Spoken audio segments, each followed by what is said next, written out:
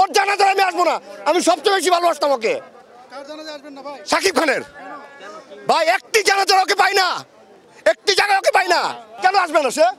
ওকে বানাইছি ওর বাপ ইন্ডিয়ারা, আমরা বানাইছি। আমি নৃত্য পরিচালক সাইফুল ইসলাম, আমি আমার বাড়ি বিক্রি করে দেবো। কত টাকা লাগবে একটা জানাজা আসতে? লাশের কাছে আসতো ঘৃণা করে আমাদের।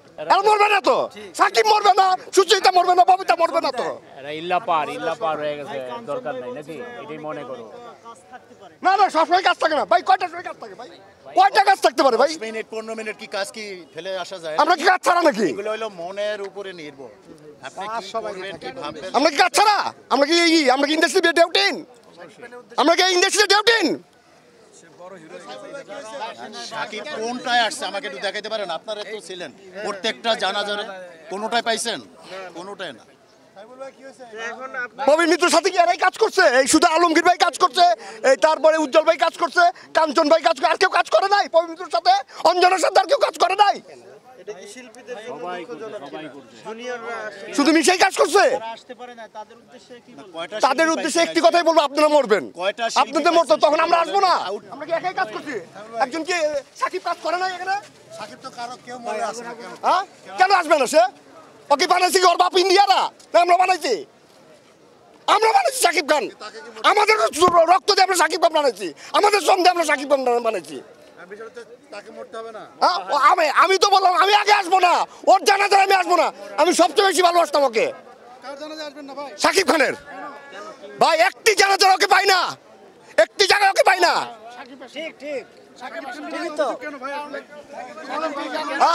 ভাই প্রবীণ মিত্রের সাথেও কাজ করে নাই, অঞ্জনের সাথেও কাজ করে নাই, আর শিল্পীদের সাথেও কাজ করে নাই।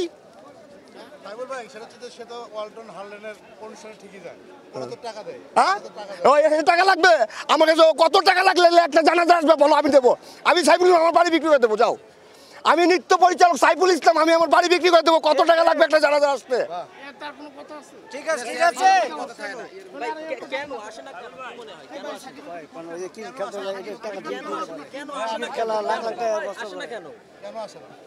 এটা তো প্রশ্ন করো তোমরা, তোমরা প্রশ্ন করো তোমরা, তাই না আসে না? আমি তো আমারটা বলে ফেলাইলাম। এইবারই আমি প্রত্যেকবারই আমেরিকা থাকে সে, প্রত্যেকবারই সে আমেরিকা থাকে, প্রত্যেকবারই সে ব্যস্ত থাকে। মনে হচ্ছে না ও আমাদেরকে আমাদের লাশের কাছে আসতো ঘৃণা করে আমাদের।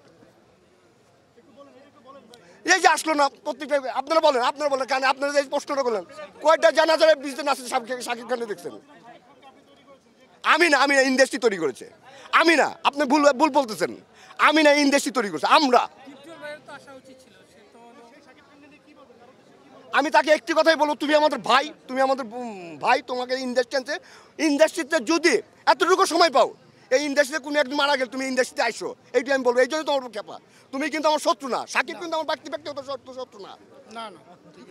এবং একটা সময় আমি আর সাকিব ওই যে পাল্টা হামলা, আগে যে ছবিগুলো হতো, একসাথে ঘুমো আসতাম। এবং ওই তেপান্তরের একটা স্টুডিও আসতাম, জানেন তো আপনারা। হ্যাঁ, সেখানে গিয়ে আমরা কিন্তু অনেক গল্প করতাম। কিন্তু আমার কষ্ট ওখানে না, কষ্টটা হলো প্রতিটা জানাজার তার আসা উচিত, প্রতিটা অনুষ্ঠান তার আসা উচিত, কারণ সে ইন্ডাস্ট্রির ছেলে, ইন্ডাস্ট্রির বাইরে ছেলে না। টাকা পয়সা আজকে আছে, হাসিনা তো অনেক ক্ষমতা ছিল। হাসিনা তো বলছিল আমাকে ফালাইতে পারবে না, আল্লাহ ফালা দিছে। এই টাকা পয়সা যেদিন যে এরকম অহংকারী করবে, আল্লাহ একদিন ধাপ করে নিয়ে নিবে।